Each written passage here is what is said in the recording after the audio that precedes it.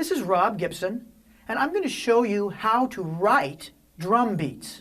Before you can write down your drum beats on a piece of paper, you have to learn about drum notation. Well, drum notation is similar to the notation of other instruments, except for a few important differences. Let's start off with cymbals. How do you notate cymbals?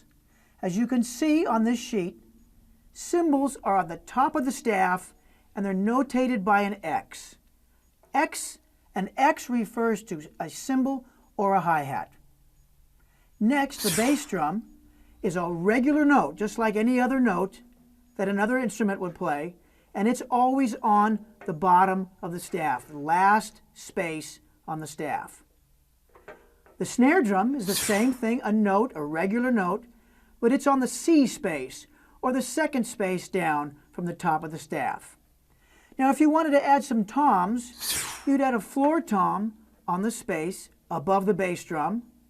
And if you wanted to add a high tom or a mounted tom, you'd add that on the space above the snare drum. The note values that you use depend upon the beat you want to play. As you can see, we're using quarter notes on the hi-hat up here because the beat is a quarter note, kind of a beat or pulse.